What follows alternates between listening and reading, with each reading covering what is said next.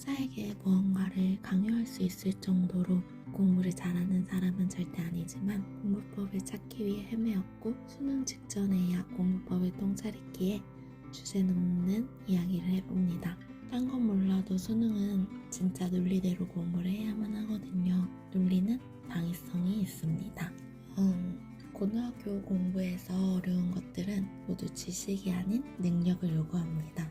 국어에서는 독해력, 수학에서는 개념을 문제에 가져다 쓰는 능력, 영어에서는 문장 해석력과 문장 연결력을 필요로 하죠.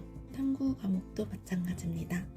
예를 들어서 물리는 주어진 현상을 전부 해석해내는 능력, 윤리와 사상은 사상을 완전히 이해하는 능력을 필요로 합니다.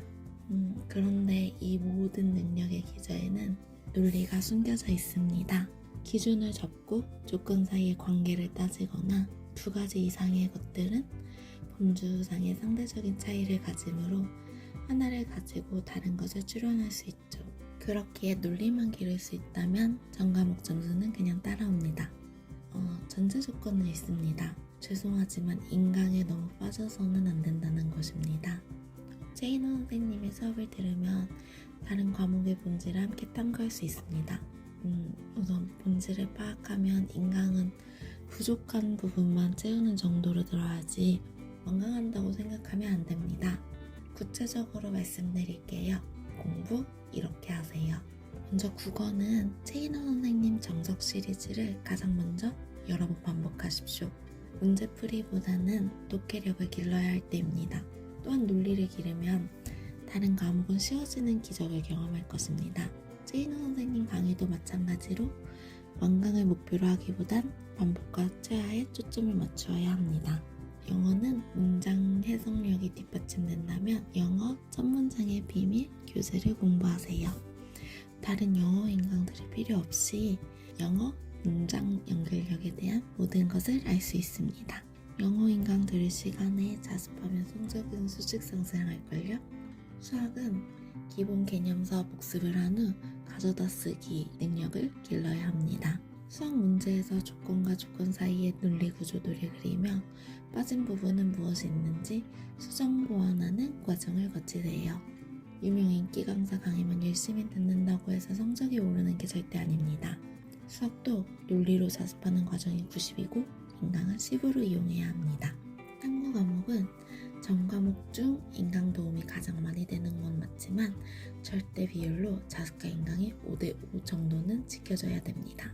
인강이 6 이상 비율이 되면 잘못 활용하고 계신 겁니다. 탐구 개념들을 논리적으로 보며 이해가 되지 않는 개념 강의를 찾아보세요. 그리고 문제도 왜 문제가 이렇게 생겼는지 논리를 관점으로 바라보세요. 그러면 해당 과목의 본질을 알 수 있고요. 이해가 되지 않는 부분만 인강을 집중적으로 듣는다면 90% 이상의 경험은 시간 낭비를 겪지 않을 수 있습니다. 최종 정리를 해드리면 남은 수험생활 동안 가장 먼저 최인호 선생님 정석 시리즈를 반복합니다. 문제풀이보다는 지문 위주로. 영어 과목도 영어 첫 문장의 비밀 교재도 시너지 효과가 상당합니다.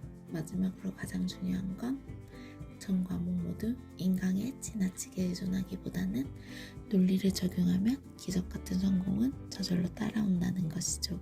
저는 최인호 선생님을 너무 늦게 만나서 실패와 좌절의 연속이었지만 이 수강평을 보신 여러분은 부디 일찍 만나셔서 후회가 없었으면 좋겠네요. 저는 고3 초반 본질보다는 인기, 초점을 맞추었던 사람이었기 때문에 저와 잘 맞지 않는 1타 강사의 강의를 고집하였다가 시간 낭비를 경험하기도 했습니다. 의심 없이 무조건 인기에 편승해서는 안 된다는 겁니다.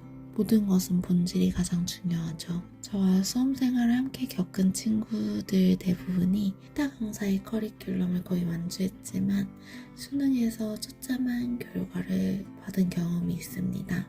이는 수능을 논리로 접근하여 자습하는 시간이 많지 않았기 때문입니다. 만약 논리가 너무 거부감이 된다면 안 하는 게 맞지만 쉽게 평가하지는 않으셨으면 좋겠어요. 저 같으면 궁금해서라도 한번 해볼 것 같네요. 본질만 이해한다면 후회가 남지 않는 선택일 것입니다. 긴 수강평 읽느라 고생 많으셨습니다. 많으셨습니다. 감사합니다.